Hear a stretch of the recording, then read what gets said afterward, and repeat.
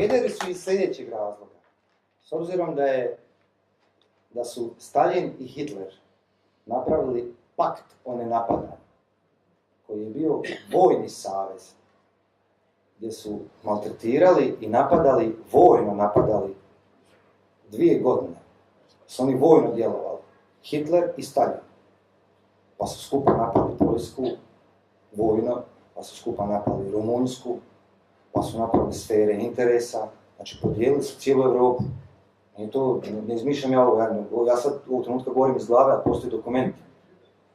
Znači 2 godine Hitler dobiva naftu i sirovine, znači dobiva aluminij, dobiva opremu, materijal od čega će on raditi na oružanje, dobiva 2 godine naftu za svoje tenkove, za svoje haubice, da može gaziti ostale. 2 godine su Hitler i Stalin u savezu, vojnom savezu. 22. lipnja 1941. godine Hitler prekida taj vojni savez i pokreće operaciju Barbarossa, to jest napad na Rusiju. 22. lipnja 1941. godine, kada je raskinut vojni savez između fašiste Hitlera, on kaže nacista, jel, ali ajmo, lakše mi je, između fašiste Hitlera i fašiste Staljina, naši pederi odlučuju otići u Brezovica, jel tak se zove ta šuma, i pretvoriti se u šumske pedere. Jer su 2 godine on podržavali Hitlera. I nije im smetao, to im nije smetao. Hitler im tad nije smetao. I oni su tada pobunili se protiv Hrvatske države, oni se nisu pobunili protiv vlasti. Jer meni ako se vlast ne sviđa, to nema veze sa državom, ja ne rušim državu.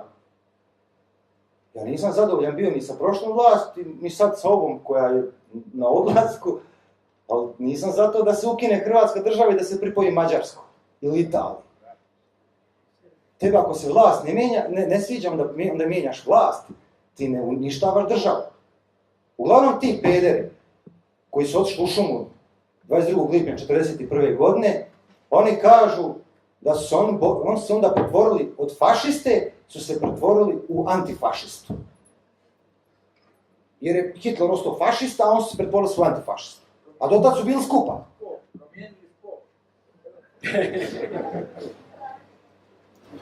I 22. lipnja 1941. oni podižu oružanu pobunu protiv države Hrvatske.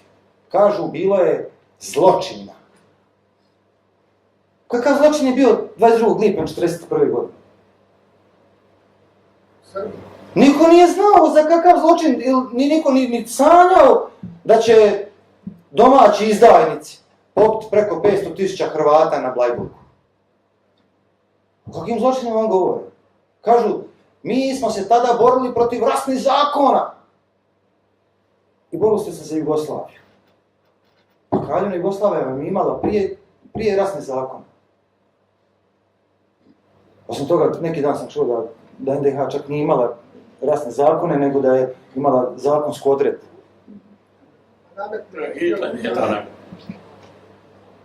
Uglavnom, ja stvarno ne razumijem.